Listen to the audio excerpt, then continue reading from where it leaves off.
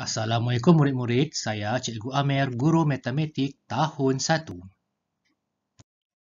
Tema 3, Pecahan. Tajuk, Kenali Pecahan. Buku teks jilid 2, muka surat 1 hingga muka surat 10. Buku aktiviti jilid 2, muka surat 1 hingga muka surat 10. Standard kandungan 3.1, konsep per2, per4, pecahan wajar. Standard pembelajaran 3.1.1, mengenal pasti 1/2, 1/4, 2/4 dan 3/4. Jom kita kenali pecahan murid-murid. Pecahan 2/4, lihat buku teks jilid 2 muka surat 4. Pecahan 2/4 bermula daripada satu bulatan besar yang telah dibahagikan kepada 4 bahagian secara sama rata. Bahagian ini pula ditandakan nombor 1, nombor 2, nombor 3, nombor 4. Bahagian pertama dilorikkan, juga bahagian kedua turut dilorikkan.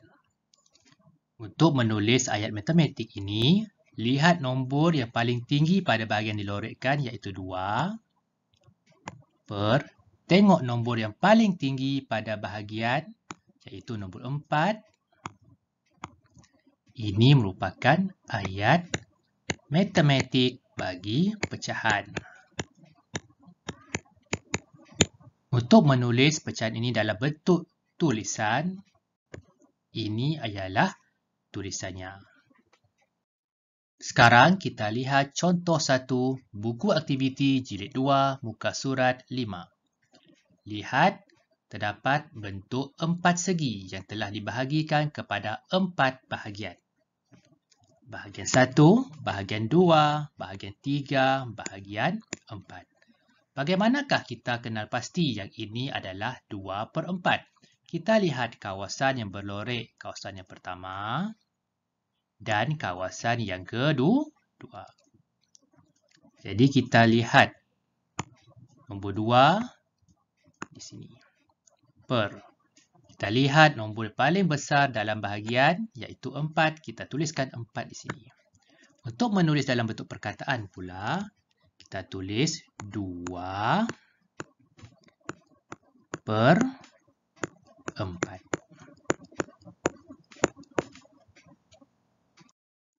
Contoh kedua, daripada buku aktiviti jilid 2, juga muka surat 5, kita lihat bulatan ini telah dibahagi secara sama rata kepada 4 bahagian.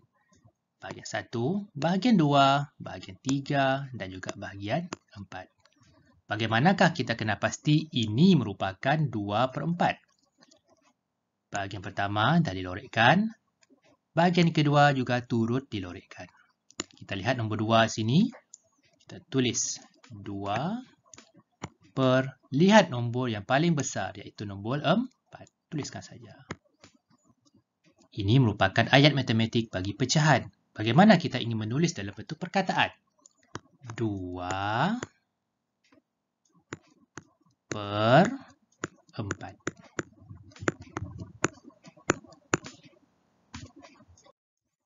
Contoh ketiga daripada buku aktiviti jilid 2 muka surat 5.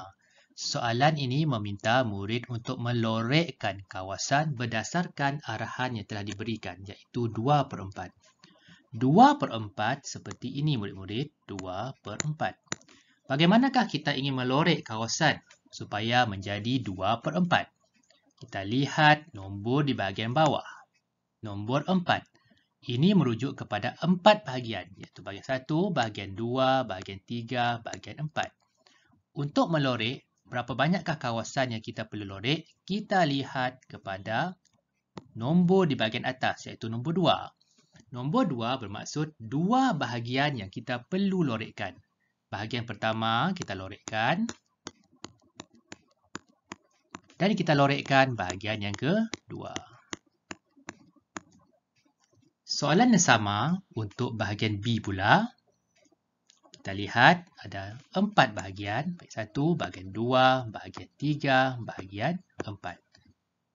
Kita lorekkan juga sebanyak 2 bahagian. Bahagian 1 dan juga bahagian 2.